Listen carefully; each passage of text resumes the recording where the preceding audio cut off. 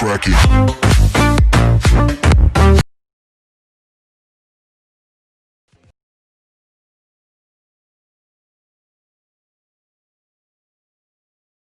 Reading this book will give you a proper insight of the things that messes your life up.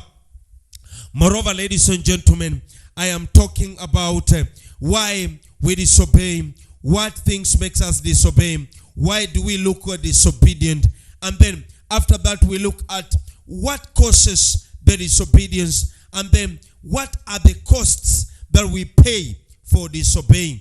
The title of the book, The Cost of Disobedience. What are the costs? What are the things that we pay for being disobedient? Now, I want to look at one thing in this book, and this is the insight of this book. If you look at the insight of this book, the Lord has allowed me to be able to look at and understand that disobedient, ladies and gentlemen, is an altar. Many people don't know that being disobedient, it is giving yourself into an altar.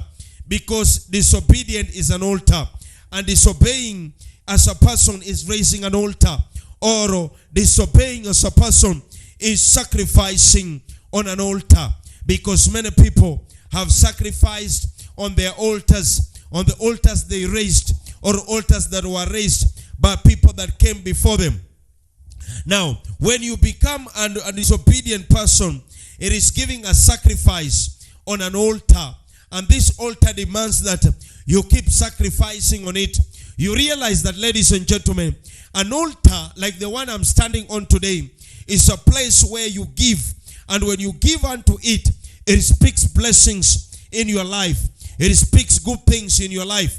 If you give something on this altar and you tell God about it, God will respond on that altar based on the sacrifice you have given on the altar.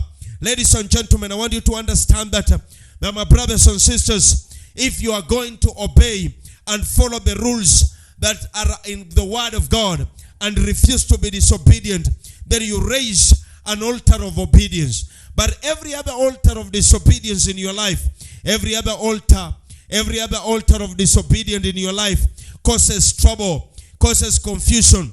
You realize that whenever man disobeys, he or she is offering a sacrifice on an altar of disobedience that demands so.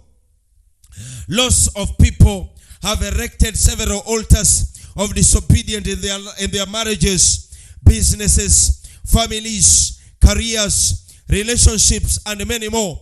You realize that when you are growing up as a young man and you decide to mess up with a relationship, you decide to do things that are not right, these things becomes an altar in your life because you decided to disobey. When you are in a marriage and you do things that are not right, you are raising an altar. When you are in business and you do things that are not right, you are raising an altar.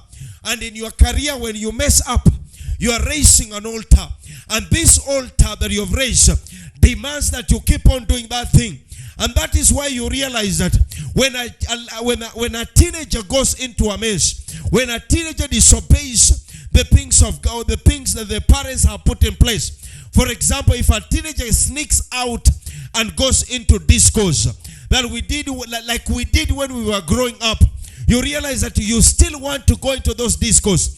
You still want to continue going, and you want to go more and more. Why? The altar of disobedience you raise demands that you keep on doing that. You keep on going into that.